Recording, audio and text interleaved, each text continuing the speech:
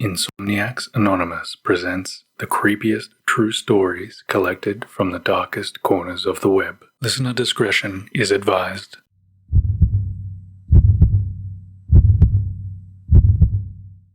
Holodomor. My great-grandmother was born in 1913 in Ukraine. In 1932, when she was 19, something called Holodomor took place. Extermination by hunger. This was recognized years later as genocide on the Ukrainian people by the Soviet Union. Millions died, and as you may or may not expect, during a famine of that extent, cannibalism became rampant.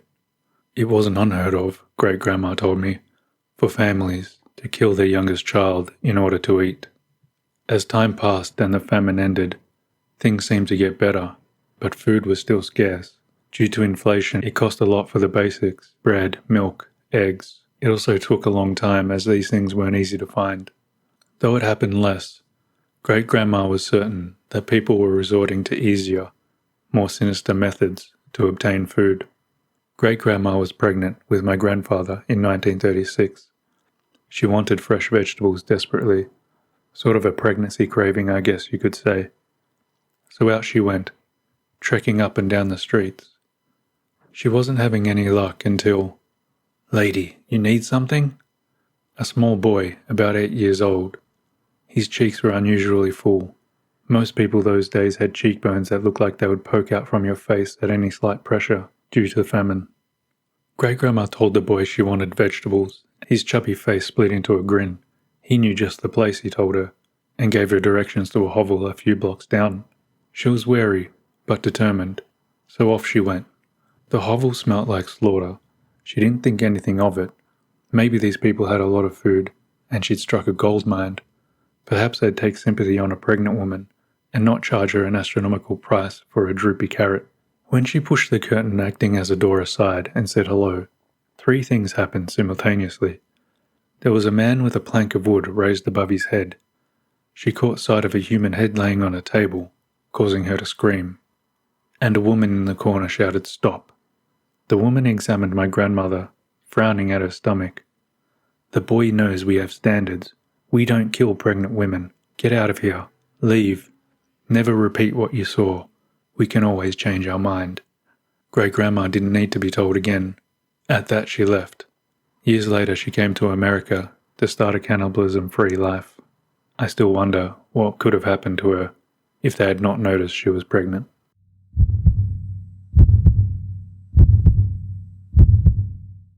Terrorized for 2 hours. This happened when I was in college. I lived in Isla Vista, the student community at UCSB, notorious for being a party school. It fully lived up to its reputation.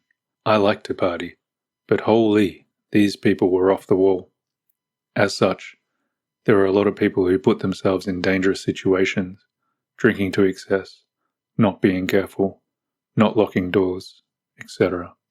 It had a very isolated and insular vibe, and anyone who was hanging out around who wasn't college-aged immediately looked out of place and strange. One night, after having a few drinks, I came home to my small house where I lived with 2 other girls, probably around 2:30 a.m. We were all serious students, and when we partied, it was not your typical UCSB mega rager, more like a small get-together with friends. We would often have a few people spend the night, sleep on the furniture, or in our beds as the case may be. That night, my roommates had a few people over who I didn't know, and I saw when I returned home that one of them had opted to sleep on the couch from the shadow I saw there. I didn't turn on the light, so I didn't wake anyone up, but as I was passing the couch to enter my bedroom, I noticed the figure was lying very stiff. He just had this weird energy to him. He was lying down, but it was like he was putting all of this energy into lying as still and as rigid as possible. I paused, and the guy quickly jerked his head to face me, without moving his limbs, so quickly that it startled me. I could see his eyes open wide, glinting in the dark. Figuring that I'd startled him, or that he was drunk, or maybe on some kind of stimulant and unable to sleep, I just hurried past into my bedroom and locked the door. That dude made me nervous, and I wasn't taking any chances. I went to sleep. At 4:30 a.m. I woke up. There was a strange sound at the door, almost like somebody was drumming their fingers against the wood very quietly. I lay still and listened. There were more quiet sounds, like someone scratching the door with their fingers, which got louder and louder, until it was clear that he was using both hands, and scratching faster and faster, and harder and harder. It created an extremely loud and intimidating sound that filled me with dread. I got my cell phone out and texted my roommate because I was afraid to make a sound. "Your friend is freaking me out. Is he on something? Can you talk to him? He's banging and scratching on my door." She didn't text me back. I assumed she was asleep. So I texted my other roommate to the same effect, covering all bases. Keep in mind that the scratching has been going on at this point for a couple of minutes. I have no idea why he would have sustained it. Scratching at a wooden door with your fingernails can't feel good. He also grabbed at the knob and jiggled it quite forcefully.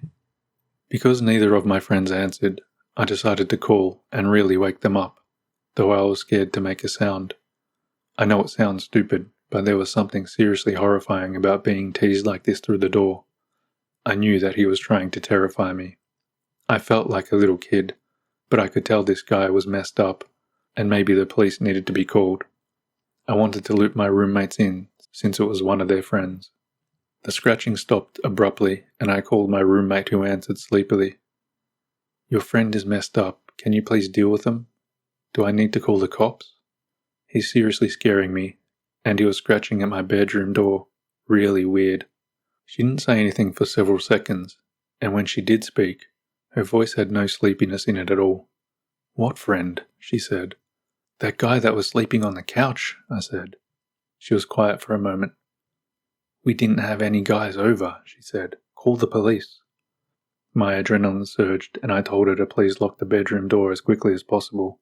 I realized that I hadn't heard scratching in a while, and I had no clue where he was. Suddenly, I heard a loud banging in the other end of the house where my roommates shared a bedroom. The bangs were followed by the sound of them screaming in fear. I quickly called the police as this maniac proceeded to bang against the locked bedroom door of my roommates as they screamed. The heaviness of the blows left no doubt that he was trying to break the door down. I told the 911 operator the situation, and she dispatched 2 squad cars. The police in Isla Vista are generally used to peeling drunks off the sidewalk and breaking up brawling frat boys, but this was serious, and I think the dispatcher got the sense from my tone how horrified I was. She stayed on the phone with me. At one point the banging stopped, and everything was quiet. I talked with the dispatcher and suddenly looked down to see that the guy had slipped his fingers through the 1-inch gap between my door and the floor and was just kind of wiggling his fingers around, making a weird growling sound. I screamed and backed away, which is my biggest regret about this situation, since when I look back, it would have been so awesome just to stomp on those fingers and hear the guy howl in pain. When the cops rolled up, I heard running and the sound of our glass sliding door open and close, and he was gone. The cops never caught him. He had broken in through our side door by jimmying the lock somehow.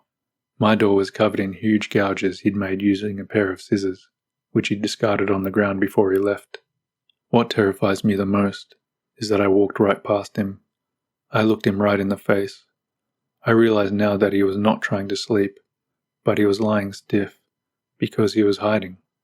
He probably heard me open the door and freaked out because he hadn't realized there was another girl living there and tried to blend into the couch in the darkness.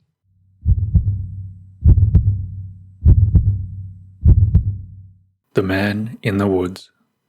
My dad is a logger, specifically someone who operates a tree saw, which is basically a giant machine that is capable of cutting down massive trees and cutting them to specific length, which means he spends a lot of time alone in the deep forests.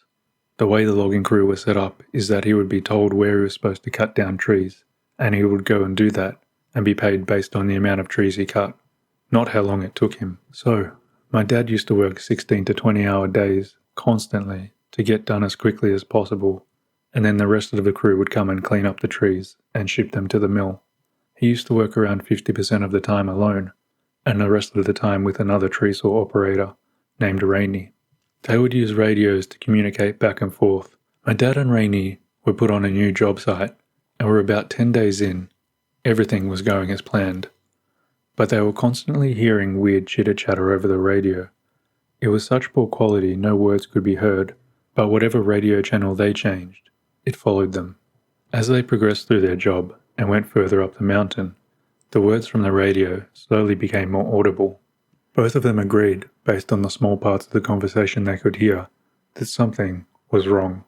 They also started finding weird containers all over the place, and signs that people had been there. People should not have been in this area. It was 2.5-hour drive up a mountain. They had to spend 3 weeks just clearing out the road so their trucks and equipment could make it through. They came to the realization that they were in a very secluded area with people that shouldn't be there, and the worst part is they weren't scheduled to leave for about another week. They would only leave to refuel and fuel the truck with gasoline for the machines. They would buy supplies and sleep in campers. One day, Rainey comes across a tent and calls my dad over.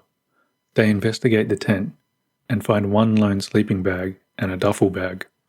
They investigate the duffel bag and find many pairs of children's underwear and things that don't appear very innocent, like rope, duct tape, sketches of children, and photographs of children who don't appear to be aware that they're being photographed. In the tent, they also find a small amount of food, including canned goods and an apple, which proves the tent had been occupied recently, because the apple appeared fresh. They now know they're on their mountain alone, with at least one messed up individual. Rainey instantly wants to get the hell out of there, but my dad, being the hardest working person I've ever met, insists they need to finish the job, and then they can get the hell out of there. They decide they will not talk over the radios unless there's an emergency, and see if they can hear something over the radio. They are now close enough in range for whoever's been talking over the radio to hear the conversations between two men about collecting water and wood for a fire. Nothing abnormal, except for the fact that these guys don't belong here, and the tent was undoubtedly theirs. At the end of the workday, my dad hears them on the radio again, talking about collecting brush for a fire. My dad hops on the radio and attempts to communicate with them about what the hell they're doing. I believe he said something like, "Who are you guys? What are you doing here?" After this, the conversation between the men abruptly stops and never picks up. That night, Rainey wakes up my dad and whispers for him to get a gun. There's somebody outside. My dad has told me that the first thing he hears when he wakes up is a quiet shuffling and footsteps. My dad fumbles for his gun, finds it, but realizes he doesn't have it loaded and doesn't really know exactly where the rounds are. Rainey doesn't have a gun, and the thought of calling the police is absurd for multiple reasons. They hear a jiggle on the doorknob, and it opens. The camper is far enough off the ground to where you have to jump in. There is no ladder or footstool. It stays open, and neither my dad nor Rainey move. They hear scratching right outside the door. After a couple of minutes of scratching, my dad can no longer take it and nods at Rainey. He quickly gets up and quietly walks towards the camper door. The second he reaches it, he is met with intense pain across his right eye all the way to his left cheek. He has been cut and falls out of the camper, hitting the ground hard. A man with a knife gets on top of him, and soon he's being kicked in the head by a man behind him. Rainey leaps out of the trailer and manages to get the man off my dad. My dad gets up and realizes that the second man without a knife is running away, and the man with the knife is scrambling away from Rainey and starts running to catch up with his accomplice. My dad and Rainey get into the truck and drive to the nearest hospital to treat my dad's cuts and report the events to the police. They both quit their jobs. 2 weeks later, as the rest of the logging crew was finishing up their job, one of them was found gagged, bound, attacked, and dead, thrown into a ditch. No one has ever been convicted of these crimes. To this day, my dad can hardly see out of his right eye. The pupil is disfigured. It looks more like a cat's eye than a human's. He suffers PTSD from these events and hasn't slept well since.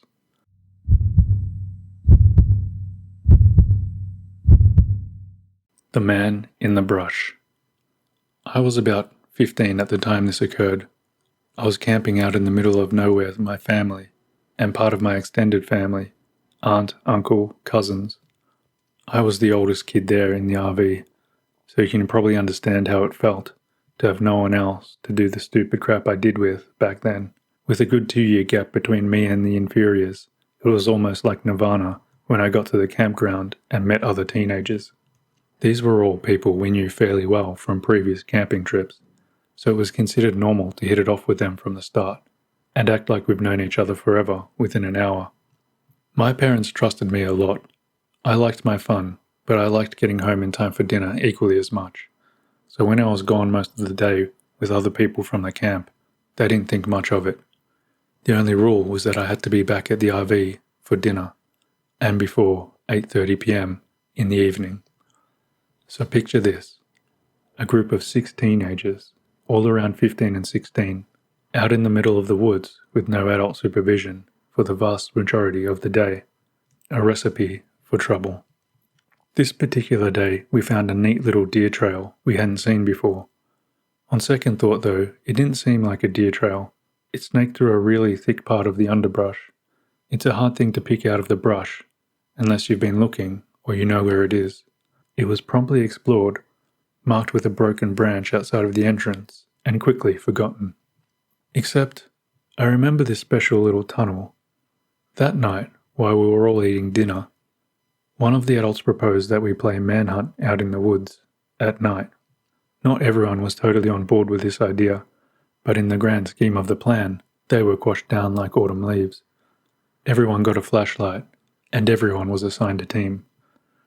For those of you who aren't sure what manhunt is, here's a simple explanation. Everyone playing is given a flashlight, and they are divided into 2 groups. It's basically like a glorified version of flashlight tag, but there's a catch. As you catch people, you have to correctly identify who they are, and if you can, they join forces with the hunters. The last man standing gets a candy bar, or whatever prize is being offered. This is how we played it anyway. For the first round, I get lumped in with the runners, those who are getting chased by the hunters. We get a 5-minute head start to run, climb a tree, or hide wherever we want to evade the hunters. Usually I'm the one up in a tree, but that never really worked out to be a winning spot, so to try and score a win for once, I decided to use a surefire method of escape. My hiding spot would be the little path through the thicket. It took most of the head start time to find the damn thing because it was so well hidden and out of the way. As I passed hiding spots, I heard hushed, smothered whispers between siblings who were questioning my actions. It should be noted that I have really good hearing, and my ears are possibly my greatest asset in this game. Just when I'm reaching my destination, I hear the short blast of an air horn announcing the 5 minutes are up. I swan dive into a little path, into the undergrowth, shuffling on my hands and knees until I'm about halfway in, crouching down like some malformed quail. The hunters are doing an initial sweep through the trails, looking for obvious hiders, and people called out trying to change spots. When they are approaching me, they reach the dead end and go straight back. I readjust myself and crawl even further down the tunnel. I honestly don't know how it happened, but I found an even more hidden path within that one, and I dragged my body down the rabbit hole. Except instead of being a dead end, this one ended in a slight hollow. I don't ever want to describe exactly what I found there. I'm sorry, I just can't. But basically, it was a young woman, unclothed, covered in lacerations and wounds, in the fetal position. Her glassy glazed eyes seemed to look straight through me. I can't go into any detail other than that. I was too scared to scream, and I was frozen there, in the dark. And then I heard someone else coming along the path. I let out a short, trembling whimper and started moving. Whoever was on the path stopped, and then eagerly started moving forward again. I could hear the panting, uneven breaths of a man, a horrible marker of whoever it was getting closer and closer by the second. By some wondrous, beautiful miracle, he missed the path leading to the brushy hollow. I heard him moving down past the entrance, dragging something clunky and awkward behind him. I heard a low curse, somewhere towards the end of the tunnel, and I blasted out of the undergrowth like a bullet forcing its way out of a barrel. Cracks, crashes, and obnoxious rustling was all around me as I heard the man sharply intake a breath and begin to move towards me. The horse, deep panting, was getting closer and closer to me, a testament to how I was too slow at exiting. Somehow, I exploded out of the entrance, got onto my wobbly, half-asleep legs, and started booking it down the trail. My unknown pursuer was close behind me for a bit, but it seemed like they were too exhausted to chase me at the same speed for long. It felt like I was running for an eternity, but I finally reached the main trail, running back to the camp, and sprinted down it screaming bloody murder. Confused faces looked out from the trees, and I think someone called after me. Reaching the camp was easy, but trying to explain why I'd woken up half the campsite and bolted out of the woods at breakneck speed was harder. When I finally choked out the words to explain, I remember a profound, insidious silence throughout the group of adults, waiting at the mouth of the trail. I really don't remember a whole lot from that point on. I know the police were called, and my mother and aunt ran shrieking and wailing along the trail, calling for the other kids to come back to safety. When somebody's yelling like that, you don't ignore it. They rounded up everyone in 30 seconds flat and barreled back into the camp. The police did find a man out in the woods, creeping along the trail, clutching a knife. He had a black garbage bag with a plethora of sharp instruments, and a saw was found abandoned on the trail. I don't really think there's any getting over it. I still have nightmares sometimes of the man chasing me, breathing heavily down the back of my neck, trying to catch me, and sometimes he succeeds.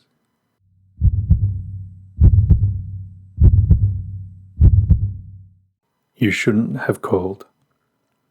Back in 2007, shortly after my 15th birthday, my mum was out of town for a few days on a business trip. My mum and I lived in a small house in a neighbourhood that was on the sketchier end of decent, and that fact combined with her paranoia about me being home alone longer than 4 or 5 hours meant that I had to stay over a friend's house while she was gone. The friend's house was across the street and one house over from my own. The place my mum was going was only about 2 hours away, and I'd gotten a bug up my butt about wanting to be treated like the young woman that everyone kept calling me. So for the week leading up to the trip, I was moaning and groaning about being old enough to take care of myself, and insisting that I could just check in with my friend's parents every now and then. But, in truth, my house was pretty creepy at night, even when my mum was there with me. And I'd found out the day my mum was scheduled to leave, my friend had somehow gotten her hands on a PlayStation 3, so it didn't take too long for me to get over being unfairly babysat. At around 11 on the last night I was there, we ended up back in my friend's room screwing around with a brand new flip phone I'd gotten for my birthday. Her parents had gone out hours earlier after buying us pizza for dinner, and probably weren't going to be back for an hour at least. We'd become bored with the one PS3 game we'd been playing for days already. It was too late to call any of our friends, but I knew my mum was coming home tomorrow morning at some ungodly hour, and I knew she had this thing about our answering machine. No matter how tired she was, no matter where she'd gotten back from, if there were any messages on the answering machine, she'd listen to all of them. Being the bored 15-year-olds we were, we decided to leave some messages for my mum to find in the morning. We called my home phone and put it on speaker, cracking up trying to figure out what our message was going to be. It normally took 5 rings for a call to go to the machine, but on the 3rd ring, the phone is picked up and we hear, "Hello?" The voice sounded like it belonged to a 60-year-old guy who'd been smoking for the last 40 years of his life. I can't describe it exactly, but it sounded very cold and dangerous. The sort of voice where if you heard it on the street, you'd want to get away from the person immediately. I looked at my friend. Her eyes were huge and her face was completely pale. And I'm sure I didn't look any better. Neither of us could get it together to say anything in response. "Hello," he said again. There was a pause, and I tried to squeak out something along the lines of, "Who the hell are you and why are you in my house?" But then he said in a very low voice, "You shouldn't have called." There was some sort of slam and the phone disconnected. I immediately dropped my phone and proceeded to freak out, as did my friend. She asked me if I knew who that was, and I said no. Of course I didn't know who the creepy guy answering my phone at 11 at night was. We checked the call log to see if we'd accidentally called the wrong number. But no, it was the right number. We were so shaken up that we couldn't immediately figure out what to do. If we should call the cops, or call my mum, or call my friend's parents. So we ended up sprinting around my friend's house, double-checking every lock we could, while trying to gasp out what happened to my friend's parents over the phone. They were about 15 minutes away and said they'd call 911. Her mother told us to stay in my friend's room with the door locked and all the lights on in case this guy was going from house to house. And so for around 10 minutes, we were huddled in the far corner of my friend's room, basically under her bed, jumping every time the house settled or one of our legs scraped on the carpet. The cops got to my house not too long after her parents got home. To be honest, I don't remember a lot about what the cops were doing. I refused to set foot outside of the house. I do remember they asked my friend and I a lot of questions. We couldn't really give them a lot of info. We called from my friend's room, which was in the back of the house, away from where we would have been able to see my house. And guy with a creepy smoker's voice isn't a very helpful description to go off when looking for someone. One question they asked us sticks out though, because I remember thinking it was weird for them to ask who had keys to get inside the house. I told them only my mum and I had keys. I found out later that the reason the police asked was because there was no signs of forced entry anywhere around the house, and the front door was wide open when they got there. But our wall-mounted phone was hanging off the hook, and the phone base itself was cracked like it'd been smashed. Both my mum's room and my room also had stuff moved around and displaced, like somebody was going through our drawers and the stuff in our rooms. My mum got called at some point during all of this and managed to get home that night, very tired and very freaked out about what had happened. The cops investigated the incident, but never came up with any answers. We weren't doing too well financially at that point, but we still managed to move across town within a few months of this happening. For the months between that night and the day we moved, I slept like hell and had really bad nightmares. I also flat out refused to be alone in the house, even for a couple of minutes, and started getting really obsessive about checking and double-checking locks, a habit which has stuck around since this happened. And now I remember one thing I haven't told anybody, mostly because at the time I thought the whole thing might get blamed on me if I said anything. Earlier that day, I'd gone back over to my house to get a notebook of mine full of writing I wanted to show my friend. Nothing was obviously wrong as far as I could tell. The front door was locked when I got to it, no signs of tampering or any weirdness by the door. No noises from any part of the house. But the minute I stepped inside, something just felt off. Really off. It was really, really quiet, and I was getting chills up and down my spine. I had goosebumps all over. I tried to will myself just to get it over with, to get to my room and get my notebook, but I couldn't make myself take more than a few steps into the house. I was too creeped out. I locked the door and ran back across the street. When I got to my friend's house, I felt like an idiot, of course. Was I really such a wimp that I couldn't walk through my own house when it was empty? But looking back, well, who knows? Maybe my gut was right about something not being right. It freaks me out even thinking about it. What could have happened if I had ignored it and walked further inside?